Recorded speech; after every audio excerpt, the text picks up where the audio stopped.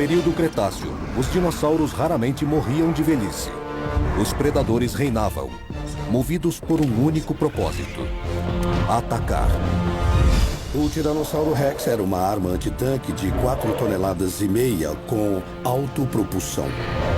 Pela primeira vez em 65 milhões de anos, imagens de alta tecnologia nos permitem mergulhar no interior de seu corpo e revelar como funcionava o organismo do maior carnívoro da Terra. Os dinossauros se valiam dos mais avançados armamentos que a natureza criou, ferramentas que permitiram a eles sobreviver mais de 100 milhões de anos. A anatomia de um dinossauro. Predadores perfeitos.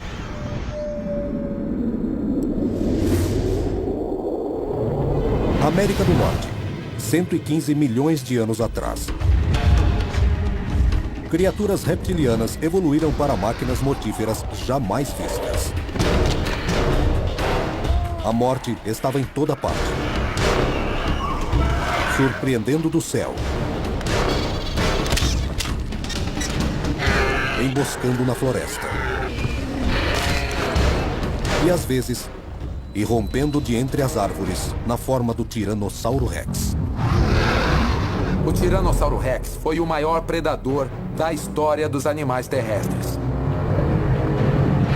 O Tiranossauro Rex foi um dos maiores e mais mortíferos animais a andar em duas pernas.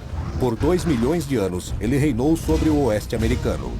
Forte e inteligente, esse predador era equipado com armas que derrubavam presas imensas e bem armadas.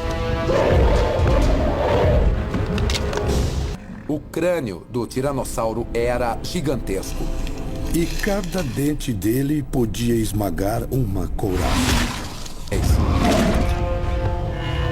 Tiranossauro Rex significa Rei dos Lagartos Tiranos. O predador máximo tinha 12 metros de comprimento e 5,5 metros de altura, chegando a pesar 7 toneladas. Seus maxilares eram imensos. 1,5 metro de puro terror com 60 dentes, alguns com mais de 30 centímetros. Seu crânio era composto por 64 ossos, um design leve, porém forte, que lhe dava uma mordida 16 vezes mais forte do que a de um jacaré. Os dentes frontais tinham forma de adaga, com pontas serrilhadas para dilacerar carne. Os dentes laterais maiores eram arredondados, perfeitos para quebrar ossos. Presos solidamente ao músculo, eles suportavam pressão de qualquer direção. Isso dá uma ideia de como ele matava as presas. Ele apenas andava até elas, dava uma mordida e então acontecia o inevitável. Diferente de outros dinossauros, eles não costumavam tirar a carne da carcaça, comiam a maior parte da carcaça.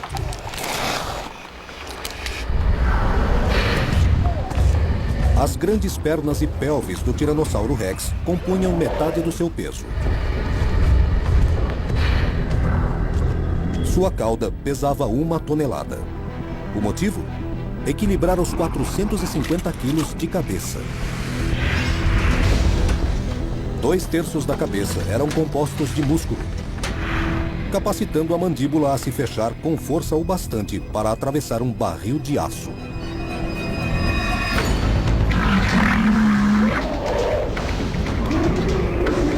Todos esses músculos possibilitavam uma mordida forte o bastante para vencer os animais mais poderosos do Cretáceo. Os dentes do Tiranossauro Rex estão entre os menos afiados de toda a família dos tiranossauros.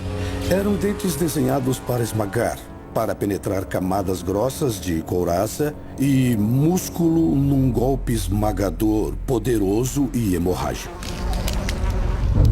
Os músculos do pescoço do Tiranossauro Rex eram quase tão poderosos quanto os de suas pernas. Com 60 centímetros de espessura, eram fortes o bastante para levantar um hipopótamo ou derrubar o herbívoro mais bem armado que a natureza já produziu, o Triceratops. A melhor maneira de atacar um Triceratops seria com uma arma de tanque longa de 75 milímetros. O Triceratops se protegia com um escudo ósseo chamado folho. E se defendia dos inimigos com par de chifres de mais de 1 metro. Você tinha que esmagar.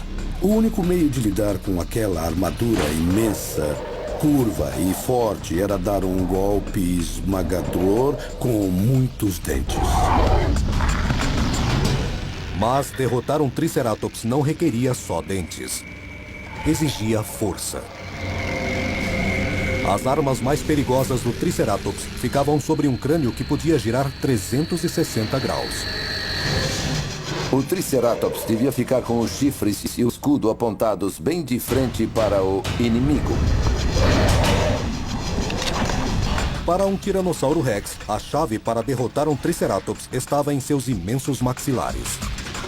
Por trás dessa mordida fatal, havia dois grupos de músculos. O primeiro ia do topo do crânio até embaixo da mandíbula. Esses músculos davam velocidade à mordida do carnívoro. O segundo grupo, que compunha quase 50% dos músculos da cabeça, envolvia a mandíbula, ligando-a ao céu da boca. Eles davam à mordida do Tiranossauro Rex seus 3.000 quilos força, 2 vezes mais que a mordida de um tubarão branco. E tem mais. Como o Piton, o Tiranossauro Rex podia deslocar a mandíbula. Certos répteis têm a habilidade de engolir coisas maiores que suas cabeças. Isso porque o crânio se expande enquanto o abre, como uma cobra engolindo um ovo de galinha. A cabeça da cobra é bem menor que o ovo e mesmo assim ela engole o ovo inteiro. Advogado nenhum nesse mundo seria gordo demais para um Tiranossauro Rex engolir. O Tiranossauro Rex era um monstro carnívoro que usava força bruta para dominar presas bem armadas. Era muito diferente de qualquer outra criatura que já andou neste planeta. O Tiranossauro Rex era diferente. Havia algo nos tiranossauros e no Tiranossauro Rex que era diferente de qualquer outro dinossauro predador. Mas mesmo para um assassino tão célebre, capaz de combater as criaturas mais fortes do Cretáceo, algumas coisas não se encaixavam. Ele era lento, alcançando no máximo 25 km por hora. Um Tiranossauro Rex mal poderia alcançar um homem em boa forma.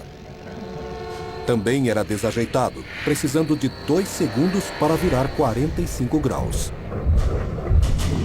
Se um tiranossauro caísse no chão ao perseguir uma presa, poderia se ferir gravemente.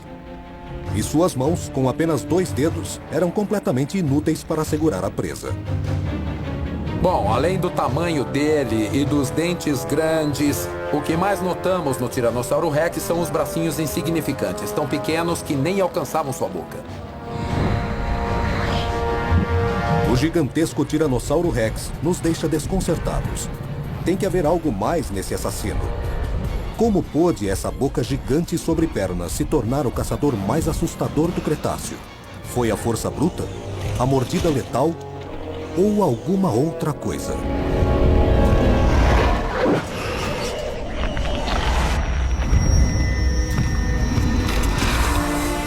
Fósseis de Tiranossauros Rex foram desenterrados nos Estados Unidos, Canadá e na Ásia. Para os cientistas, essas descobertas apontam para uma conclusão. Esse carnívoro tinha pouco a temer, mesmo do herbívoro mais bem armado do Cretáceo, o Triceratops. Mas derrotar um animal tão durão exigia mais do que músculos e dentes. Exigia estratégia. E o Tiranossauro Rex tinha. Seu cérebro era um dos maiores do mundo pré-histórico. Ele tinha a habilidade de processar sofisticadas informações sensoriais. Audição, olfato e visão eram todos altamente refinados. Nós podemos notar em sua visão apurada os atributos de um predador. A distância entre os olhos do Tiranossauro Rex era de 40 centímetros, dando a este assassino visão binocular excepcional. A habilidade de perceber profundidade. Um olho é essencialmente um aparelho de captura de fótons. Os tiranossauros tinham uma retina extremamente larga, pela qual coletavam esses fótons. Coletar mais fótons dava ao cérebro mais informações visuais para interpretar mais detalhes do ambiente. E havia mais um detalhe nos olhos, crucial para esse super caçador. Os olhos de um tiranossauro ficavam bem no alto e, portanto, ele tinha uma ótima perspectiva de cima de tudo e podia ver a grandes distâncias. Para ele, o horizonte ficava muito, muito longe. O Tiranossauro Rex podia ver até os menores detalhes a mais de 6 quilômetros, o que representava 6 vezes mais do que podemos ver. Sua audição também trazia uma vantagem significativa para um caçador. O que vemos no ouvido interno dele são órgãos auditivos compridos, o que indica que a audição era muito importante para aquele animal.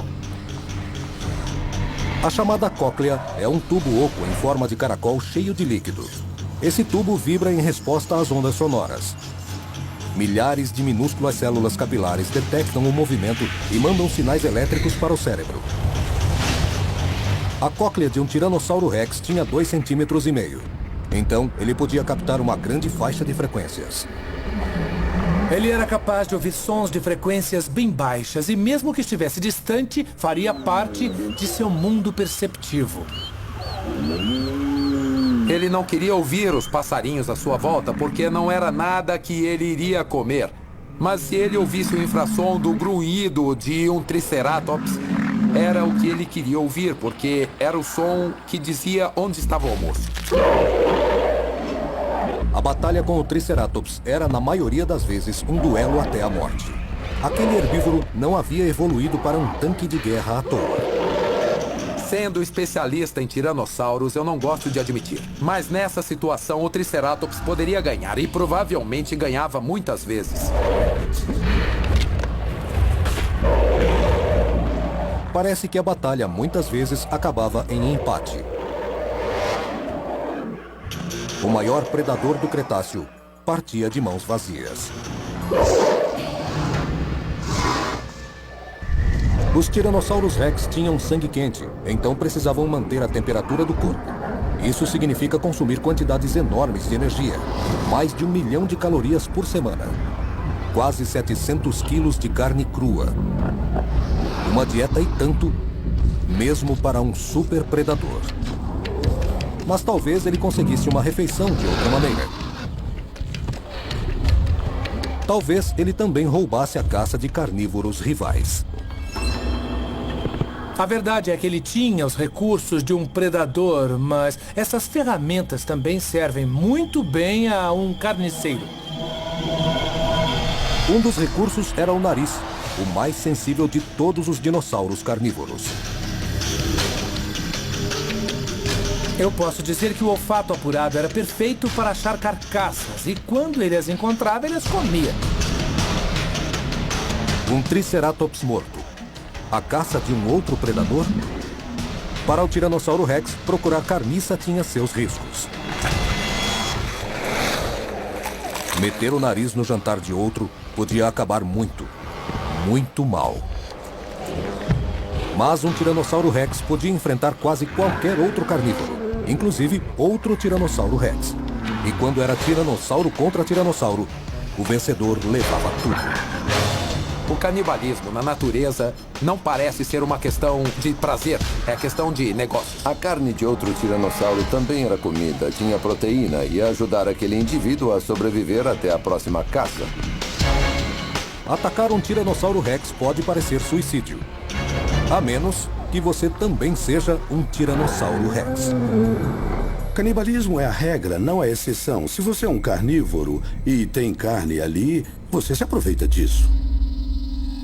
Os paleontólogos encontraram amplas evidências de canibalismo nos ossos desses gigantes. Vemos marcas de dentes nos ossos dos tiranossauros e partes de ossos faltando que, sem dúvida, foram canibalizados por outros tiranossauros. Não há mais nada que pudesse ter feito aquele estrago. O Tiranossauro Rex era forte e inteligente, mas também desajeitado e pesado. Um predador que às vezes tinha de recorrer à carniça para sobreviver. A era dos dinossauros remete à adaptação. E para um carnívoro assassino, sobreviver significava trocar tamanho e músculo por velocidade, agilidade e armas afiadas. Existiu uma criatura que prova que naquele mundo pré-histórico a morte podia vir em qualquer tamanho. O Deinônico era um raptor, um predador bípede e coberto de penas. Tinha 1,5 metros de altura, 3 de comprimento e chegava a 90 quilos. Isto é, era minúsculo para os padrões dos dinossauros. O Deinônico era um caçador com um arsenal mais completo do que o de qualquer animal atual. Dentes, garras, velocidade. Ele tinha tudo. O Deinônico era um animal que tinha dentes afiadíssimos e muitos dentes. E como se não bastasse, tinha garras enormes nos pés. O que não faltava para eles eram armas. O Deinônico não era só um carnívoro bem armado. Ele era inteligente.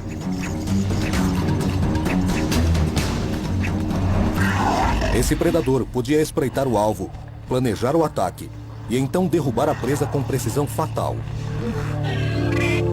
Mesmo um dos maiores herbívoros de todos os tempos, o Sauroposeidon, cujo nome significa Lagarto Poseidon. Ele podia passar dos 18 metros de altura e pesar 50 toneladas.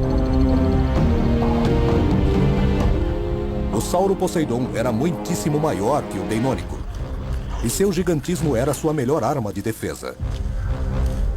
Mas, como todas as criaturas, esse gigante nascia pequeno. Para um Deinônico, o Sauroposeidon era uma boa refeição, pelo menos os filhotes, porque havia muitos deles e porque eles estavam indefesos. Quando o Sauroposeidon atingia seu tamanho total, com cerca de 25 anos, nada podia tocá-lo. Mas esse Golias nascia com um tamanho aproximado de um camundongo.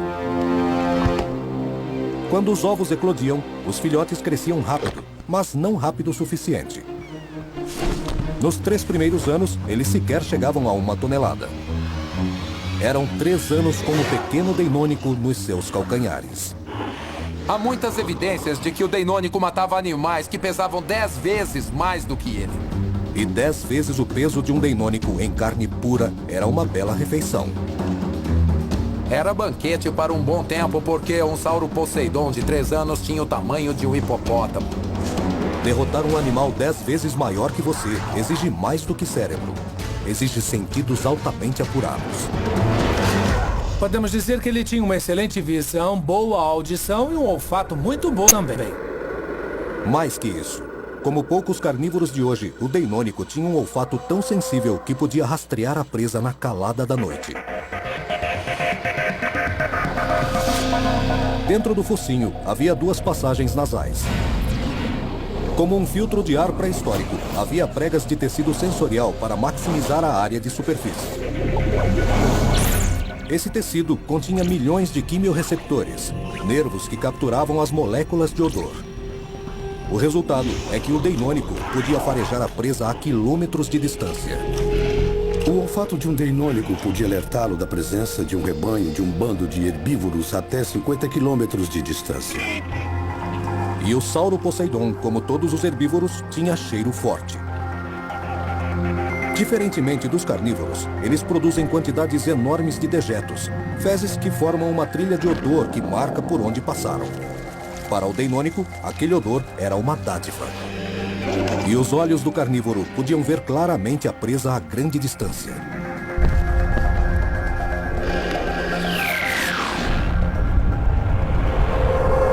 Um escaneamento do crânio do Deinônico revela um cérebro com um nervo óptico hipertrofiado. E é esse nervo que transmite informações visuais para os olhos.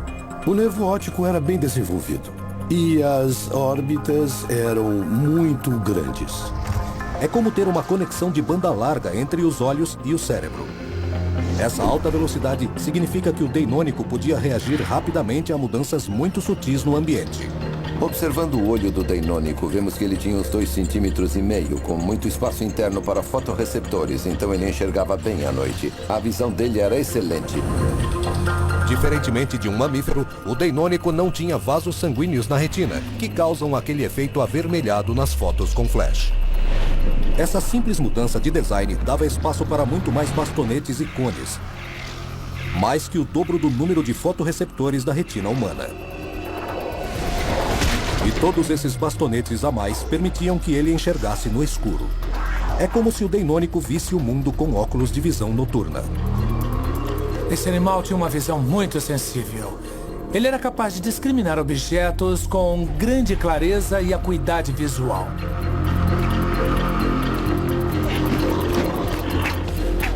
Essas são as características de um caçador de elite, um tubarão terrestre. Mas sentidos altamente avançados eram só o começo. O Deinônico era ágil e chegava a atingir 65 km por hora, mantendo um equilíbrio quase perfeito. Ele era rápido. Era mais rápido que um ser humano, sem dúvida. Mas sua maior habilidade era a agilidade. Ele conseguia mudar de rumo num segundo. Suas habilidades olímpicas se deviam a um simples aspecto anatômico: a cauda. Com metade do comprimento de seu corpo, ele agia como um contrapeso natural. Balançando a cauda, ele podia fazer curvas fechadas em grande velocidade. Se olhasse o Deinônico em câmera lenta perseguindo uma presa, pareceria muito com um felino de hoje. A presa tenta escapar. Ele se vira bem mais rápido ao balançar a cauda para o lado. E aí, ele consegue interceptar a presa que está tentando escapar. Com tudo isso junto, velocidade, agilidade e um poderoso olfato, um jovem Sauro Poseidon, mesmo com 900 quilos, podia estar olhando a face da morte.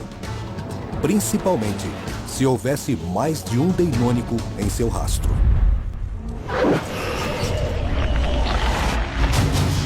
Observar o Cretáceo é ver predadores como o Tiranossauro Rex, com uma mordida com quase 4 toneladas de força. E o Deinônico, com suas garras que podiam retalhar carne. Mas as presas desses carnívoros também eram muito bem armadas. Nas reconstituições do período, vemos os carnívoros atacando os herbívoros. Mas, na verdade, no mundo real, os herbívoros contra-atacam. O herbívoro Sauro Poseidon se defendia atingindo proporções colossais. Este que está na tela seria um jovem, mas tinha quase 6 metros de altura. Um animal à beira da adolescência e um animal em fuga.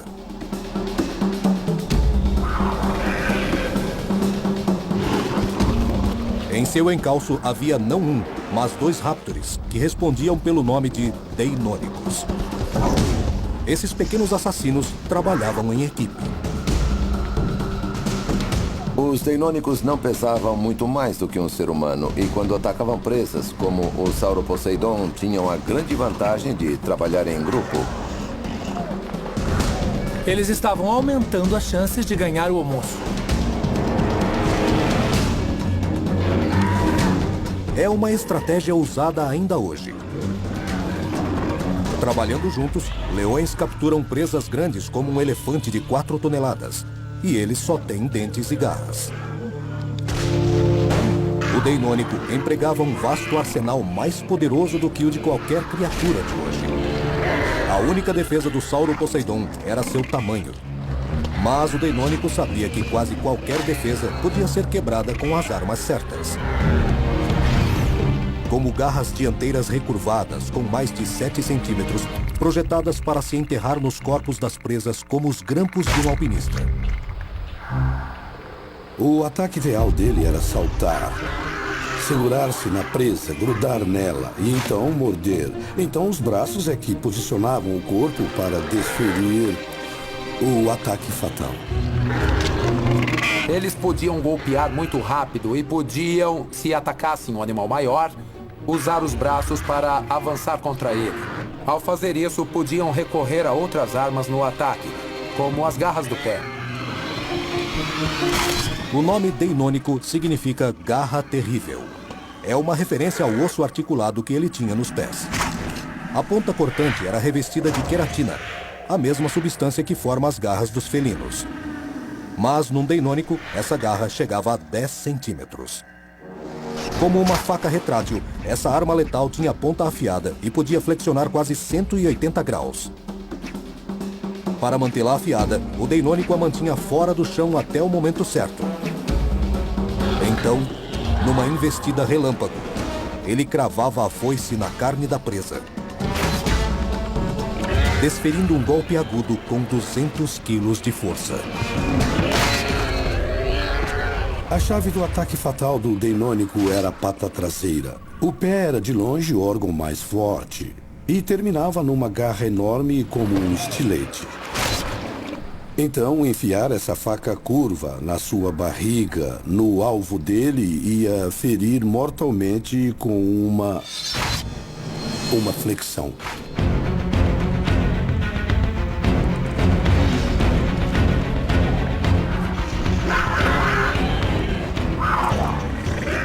Instintivamente, o Deinônico sabia qual o ponto fraco daquele gigante: o pescoço. Lá ele tinha a traqueia, ele tinha a veia jugular, e se ela fosse rompida, significa que aquele Sauroposeidon estava morto.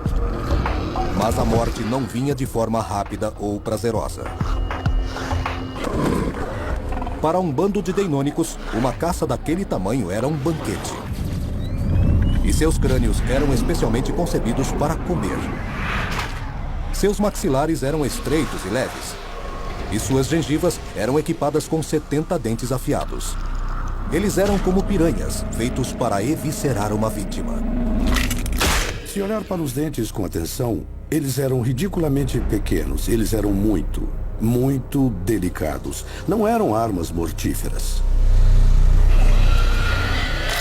Um único Sauroposeidon adolescente, um animal mais de 10 vezes maior do que seus assassinos, podia alimentar um bando de Deinônicos famintos por semanas. Esse prêmio compensava o esforço e o risco. Texas. 68 milhões de anos atrás. A morte não vinha apenas de dinossauros monumentais bem armados. Às vezes, ela caía do céu pelas asas de um réptil voador, o Quetzalcoatlus. O Quetzalcoatlus pode ser visto como um caça aéreo do Cretáceo. No ar e em terra tinha um arsenal de ponta. Eles não eram grandes e frágeis, eram morcegões malvados do inferno. Pode-se dizer que o Quetzalcoatlus é o animal mais sofisticado que já cruzou os ares. Uma envergadura de 12 metros suportava um corpo de 180 quilos. É a envergadura do primeiro aeroplano dos irmãos Wright. Pense num avião vivo. Isso dará uma noção de como o Quetzalcoatlus era em seu tempo. É provável que esse animal acelerasse a mais de 2,5 dias só na decolagem. Vai além da nossa compreensão. O Quetzalcoatlus era 10 vezes mais pesado que a maior ave voadora moderna. E esse réptil voador não tinha penas. Suas asas eram feitas de pele. Quase metade da asa era sustentada por um osso estendido, como um dedo de cerca de 2,5 metros de comprimento. Um segundo osso alinhava a frente da asa, formando uma longarina, como numa aeronave. O design aerodinâmico permitia um controle quase perfeito na decolagem. E pouso. Mas tirar esse monstro voador do chão era a tarefa mais difícil. Os grandes pterossauros, como o Quetzalcoatlus, eram altos como girafa quando de 4 e tinham que levantar voo. Como fariam isso? Morar nas planícies do Texas tornava essa tarefa ainda mais difícil. Terra plana, sem morros, rochedos, sem condições especiais, nada para ajudar exceto os músculos. Mesmo assim, ele decolava do zero sem precisar correr. O segredo da decolagem desse Golias pode ser visto numa criatura 1000 vezes menor. O morcego. Eles têm que se alçar para o alto. Essencialmente, têm que fazer uma superflexão com os membros dianteiros, os membros mais fortes que eles têm, e subir o bastante para poder bater as asas e então sair do chão. Um Quetzalcoatlus decolava do mesmo modo, usando os 4 membros para, de repente, lançar-se no ar. 80% dos músculos de seus braços eram compostos por fibras brancas, 1/3 a mais que os humanos. Esse tecido muscular especializado permitia liberar explosões de energia. A energia necessária para propelir aquele réptil, que pesava tanto quanto um urso pardo, a sair do repouso para uma velocidade de 48 km por hora numa fração de segundo. Acho que ver um pterossauro como o Quetzalcoatlus decolando devia ser uma das visões mais impressionantes do reino animal. Ver algo de 6 metros de altura, de repente saltar para o ar e sair voando, vai além de qualquer experiência humana. Para um gigante como o Quetzalcoatlus, o controle do voo era crucial. Esse réptil voador tinha um dos sistemas de piloto automático mais avançados da história natural, como um super biocomputador. Imagine por um momento que você é um animal com a envergadura de um aeroplano pequeno e fazendo uma curva a 90 graus. Não é uma manobra fácil de fazer. Pilotos humanos, por exemplo, sempre se fiam nos instrumentos da cabina para poderem fazer algo do tipo. O Quetzalcoatlus fazia isso sozinho. A asa de um Quetzalcoatlus era coberta por milhões de sensores capilares. Esses microscópicos instrumentos biológicos de memória coletavam a informação e mandavam sinais para o cérebro. A asa deles não era só um órgão aerodinâmico, mas também um gigantesco órgão sensorial captando todo tipo de informação relevante para a aerodinâmica sobre coisas como a velocidade do ar ou a tensão em partes específicas da asa. Esses dados passavam da asa para o cérebro. Então, em um instante, o Quetzalcoatlus fazia ajustes minuciosos no formato da asa e na posição do corpo. Prova dessa tecnologia avançada se encontra no flóculo, uma área do cérebro dedicada ao controle de voo. Era 3 vezes maior do que o de qualquer pássaro de hoje.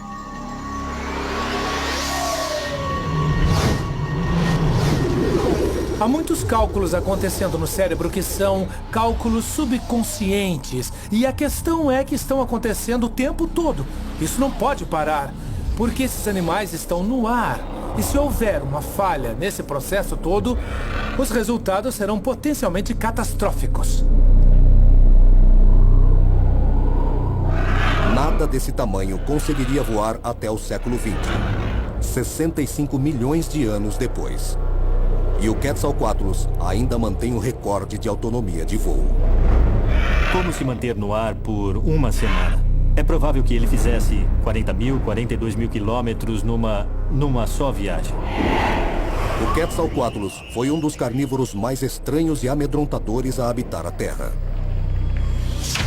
Mas, diferentemente de predadores como o Tiranossauro Rex ou o Deinônico, esse carnívoro alado não estava procurando presas grandes. Ele sobrevoava o solo atrás dos pequenos, dos jovens, dos indefesos, dos dinossauros recém-nascidos.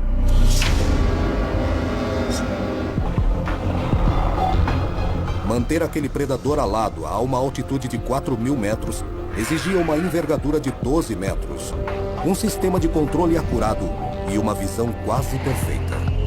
Ele tinha um globo ocular imenso e uma órbita enorme também. E os processadores centrais do cérebro, os lobos ópticos, também muito expandidos.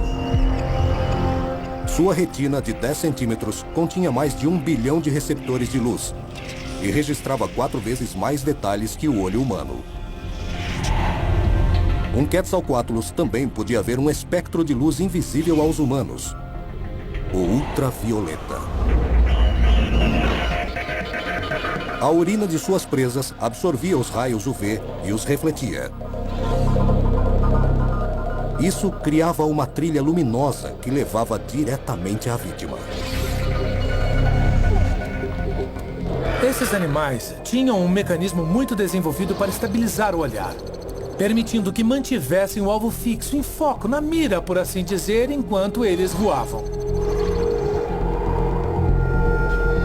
O segredo para estabilizar o olhar estava escondido no ouvido interno. 3 tubos interconectados que formam os chamados canais semicirculares. Cada canal é cheio de leak-peak de células capilares que detectam os menores movimentos. Enquanto a cabeça do Quetzalcoatlus se movia durante o voo, sinais eram emitidos diretamente para os músculos do olho. Os globos oculares se ajustavam, mantendo a imagem fixa em foco perfeito. A uma altura de 300 metros, um Quetzalcoatlus podia distinguir um ninho de Tiranossauro Rex e até mesmo contar o número de filhotes.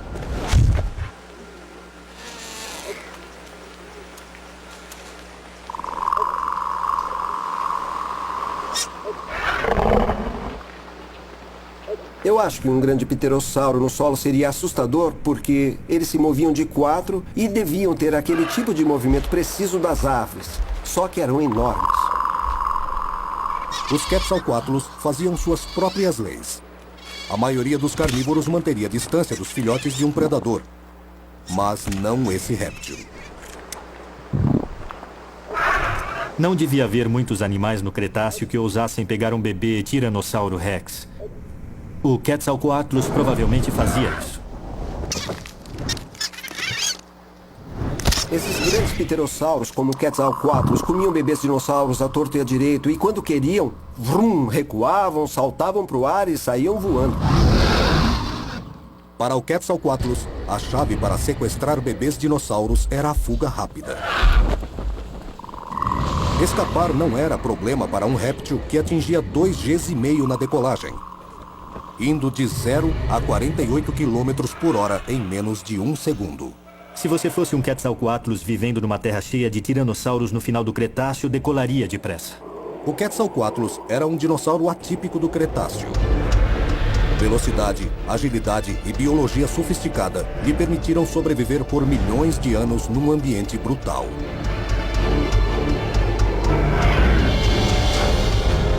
Mas aquele era um mundo habitado pelos predadores mais avançados que a natureza já produziu. Mesmo assassinos pré-históricos como o Deinônico e o Tiranossauro Rex sabiam que, independentemente das armas à disposição, atacar herbívoros era arriscado. Cada caçada podia ser a última.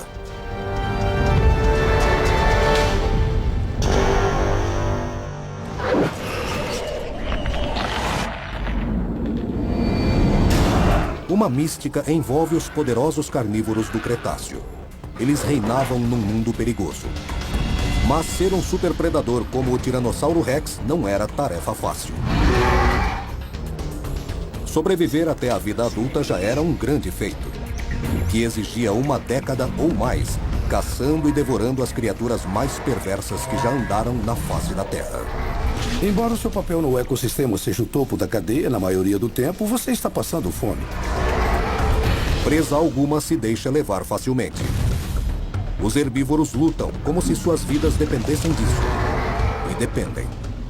A ironia para muitos predadores é que eles têm que se preocupar mais em não saírem feridos. Até os carnívoros mais durões, os mais bem armados, enfrentam regularmente presas que podem matá-los. Mesmo que você tenha a mordida de um Tiranossauro Rex, ou seja armado até os dentes como um Raptor, cada caçada pode ser sua última. O fato é que a predação é muito perigosa tanto para a presa quanto para o predador. Há muitos espécimes que tinham perfurações e chagas abertas quando morreram. Uma ferida, mesmo pequena, pode impedir um predador de caçar, o que pode levá-lo a morrer de fome. A vida do carnívoro era tão dura que eles eram derrotados, massacrados, antes de virarem fósseis. Não é como a África ou a Ásia de hoje, onde existem muitos animais menores e só uma ou duas coisas grandes como os elefantes. Estamos falando de uma paisagem inteira repleta de herbívoros de muitas toneladas. Para os carnívoros do Cretáceo, como para os de hoje, ficar vivo era difícil. Muito difícil.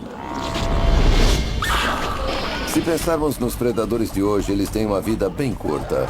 Cada vida individual não dura tudo o que poderia durar. À medida que envelhecem e enfraquecem, eles são mais suscetíveis aos ferimentos. Toda vez que você caça, está pondo sua vida em risco.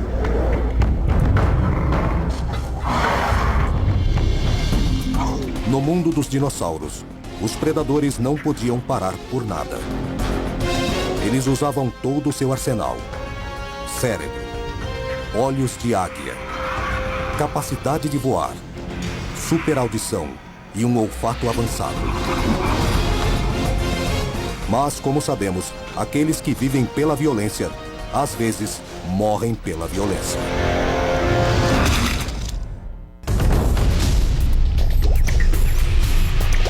Versão brasileira, Tempo Filmes, São Paulo.